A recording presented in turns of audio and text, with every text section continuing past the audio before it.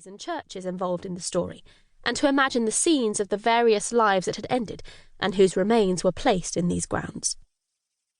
I already knew my own village well, and its smallness, in many ways, made clear the very common and open background to what happened in this village where Mary Ann Cotton was first exposed. To stand in the graveyard at St Helen Auckland Parish Church and consider it being almost entirely dug up in the search for evidence all added a sense of the drama that unfolded in the late 19th century. The first book has been expanded and fresh material added in response to a greater interest in the story. I therefore relate here my understanding of that tale, and trust that it will help give insight into Mary Ann Cotton and those around her, and perhaps even challenge the myths that have surrounded her. I would also like to thank the staff at the National Archives and of the Durham Records Office, who were excellent in their help, time and advice. Thanks to my family, especially my wife Kitty and my daughter Esther, who were very much involved in helping my research, and Angela, my stepdaughter, in listening to my thoughts and ideas and offering criticism. Introduction. Standing at modern Bondgate in Bishop Auckland, where the old police station and courts have long gone, and seeing shoppers, schoolchildren, businessmen and mothers dragging obstinate children, the scene is far removed from August 1872. Here on this street, Mary Ann Cotton was brought to spend a few days in a Spartan police station cell. In those days, the place was dark and foreboding. The bed on which Mary Ann would have lain was hard with a woolen cloth that was both mattress and blanket. Wednesday, 21st of August, 1872, would have been a defining day for Mary Ann. She would walk upstairs to face two magistrates. They were the Reverend James W. Hick, who was the rector at Byers Green. He lived there with his wife Jane and family.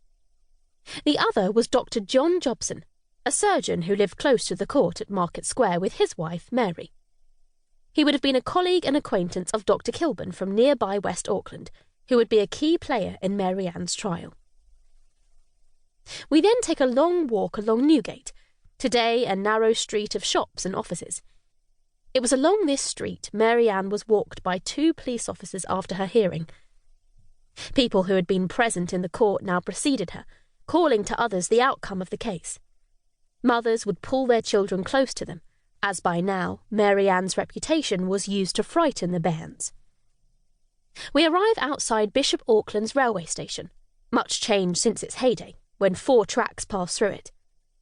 Now only 1 track carries local trains. It is surrounded by modern retail stores and banks. It is difficult to transport yourself back to 1872, when a crowd gathered to catch a glimpse of the West Auckland Borgia, so named by the papers. They would jeer and hiss at a woman heading for trial in Durham, but who had already been found guilty in the court of public opinion. We now begin our story of this woman, which we find centred on the coal mines of County Durham.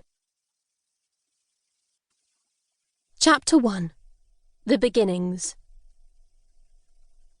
County Durham lies in the northeast of England, an area dominated by its ecclesiastical knight bishops and coal mining. Fiercely independent, it would not submit itself to the rule of Northumberland, which claimed it. In 1293, it snubbed the justices of Northumberland and appealed to Parliament for its separation from their rule. This stubborn and independent spirit bred men and women who were hardy and resourceful, and to whom violence and death were no strangers. The tough character of this area's people would be needed as coal was discovered, and mines were sunk throughout its territory. With the mines came danger, ill health and poverty alongside the contrast of strict Christianity and heavy alcoholism.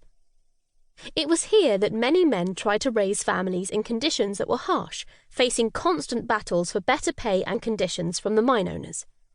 The practice of being bound to an owner for a year on meagre wages was a source of great anger and frustration, anger that would boil over into violence.